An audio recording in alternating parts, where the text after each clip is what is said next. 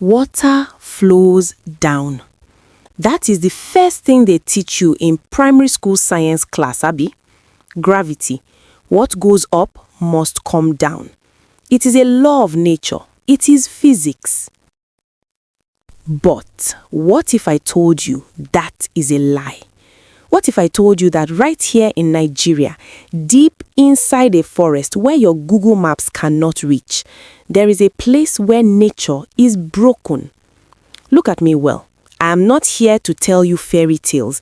I am here to warn you, because there is a stream where the water does not flow down. It flows up. It climbs the rocks like a living thing. It fights gravity to return to its source. Why? Because that water does not belong to this earth. It belongs to the dead. Welcome back to the channel. Today we are discussing a story that used to make grown men in my village shiver. The story of the upward flowing stream. My people, you need to understand something about the old days. Before boreholes, before pure water in sachets, water was life. In the dry season, the ground cracks open like an old wound. The red earth turns to dust. The heat will slap you in the face like an angry creditor. In those times, desperation makes a good man forget the rules that keep him safe. And every village has boundaries. In the village of Umu-Ojukwu, far in the east, they had such a boundary. It was a forest behind the hills called the Ajo-Ofia, the bad bush. Nobody goes there. You do not even point your finger in that direction. The elders knew a secret. They said in the heart of that darkness, there was a stream. They said the water was colder than ice. But the most terrifying thing, the stream flowed backward. It bubbled up from the ground and climbed up a rocky slope, disappearing into a cave mouth at the top of the hill. Imagine standing there and seeing water defying nature, climbing up like a snake. The elders said that stream was the boundary between the land of the living and the land of the ancestors. The water was the essence, the memories of those who had gone before. To drink that water was to drink forbidden knowledge. The rule was absolute. If you see the upward stream, turn back and never ever let it drop past your lips. But, like I said, desperation is a terrible master. Let me tell you the story of Obi. Obi was a hard-working farmer. He had a wife, Ngozi, and 3 small children. He loved them more than his own life. But the drought came. The yam tubers dried up. The village stream turned to dust. People were suffering, real suffering. One evening, his youngest child, little Chima, fainted from thirst. Something snapped inside Obi that night. He looked at his suffering child and a cold anger washed over him. He grabbed his machete and his largest empty gourd. His wife, Ngozi, grabbed his arm, terrified. "No, Obi, God forbid. You cannot go to the bad bush. You know the law." He pulled his arm away. "Law? What law? The law that says my children should die of thirst? If the spirits have water, they must share it today." He walked out into the night. He was a desperate man, and a desperate man does not fear ghosts. 2 seconds. The trek to the bad bush was not easy.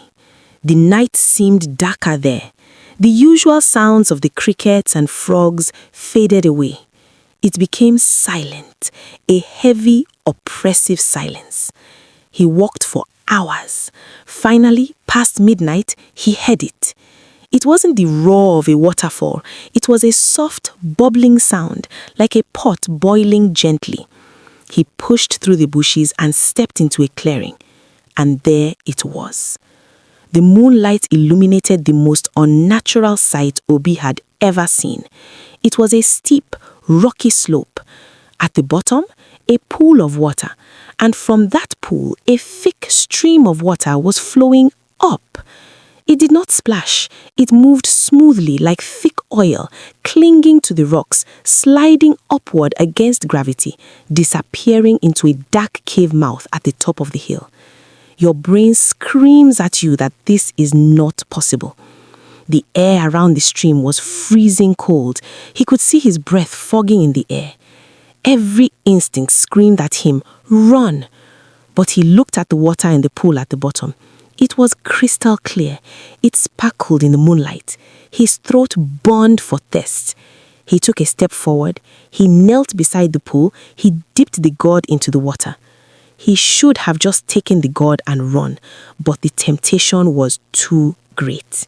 He cupped his hand, dipped it into the freezing cold water, and brought it to his lips. He drank. It was the best water he had ever tasted. It was ice cold. It tasted pure. It quenched his thirst instantly. He felt a rush of energy, a sudden clarity. He drank again and again. He laughed out loud. Stupid old men and their stories. It's just water. Good water.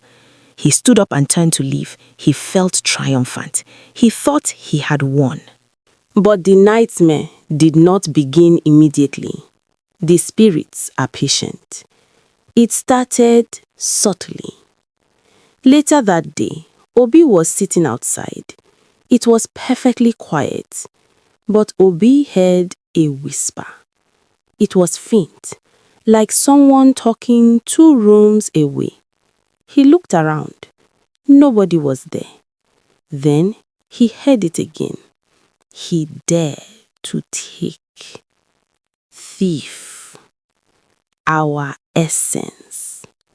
It sounded like many old voices speaking at once, dry and cracked, like the drought-stricken earth.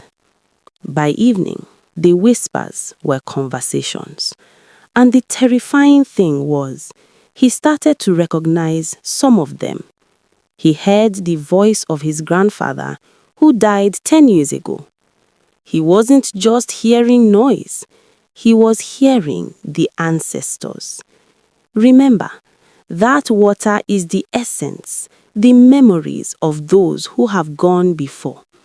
Obi had drunk their memories into his own body. By nightfall, Obi was screaming.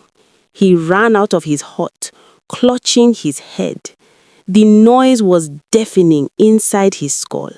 Thousands of lifetimes of regret, anger, and sadness, all flooding into his mind at once. He knew things he shouldn't know. He looked at his neighbor, and suddenly he knew the secret sin the neighbor committed 20 years ago. There was no privacy in his mind anymore. His brain was a crowded market square filled with the dead. "Get out! Get out of my head!" he screamed. The water flowing up, they are in my head." They dragged Obi to the shrine of the chief priest. Obi was sobbing, begging on his knees. "Father, please, make it stop. The noise. I only wanted water for my children." The chief priest shook his head slowly. "Desperation is not an excuse to break the laws of the universe, my son. You did not drink water. You drank memory. You drank spirit." "Can you cure me?" Obi begged. The priest looked away. "How can I cure you of what is now inside your blood? You cannot vomit up a spirit. You have become a vessel." My people, listen. There are some lines that once you cross them, there is no road back. Obi did not die. Death would have been a mercy. The curse of the upward stream is awareness. For weeks, he lived in madness. Finally, the noise settled down into a constant, low hum in the back of his mind. He learned to live with the constant presence of the ancestors. But he had to leave his family. He moved to a small hut at the edge of the bad bush. He became the guardian. If you go to that village today, you might see him. He sits outside his hut, staring at nothing, murmuring back to voices only he can hear. He pays for that one drink of water every single second of every single day. So, you watching me on your phone, you who think everything is science, you think because you have electric light, the darkness has lost its power? You lie to yourself. There are mysteries in this world not meant for us. When tradition tells you, do not go there, listen. Do not be like Obi. Because I tell you the honest truth. There are streams flowing in the dark places of this world that do not follow your rules. And if you drink from them, you will never thirst again, but you will never know peace again. The world is deeper than you think. Respect the depth.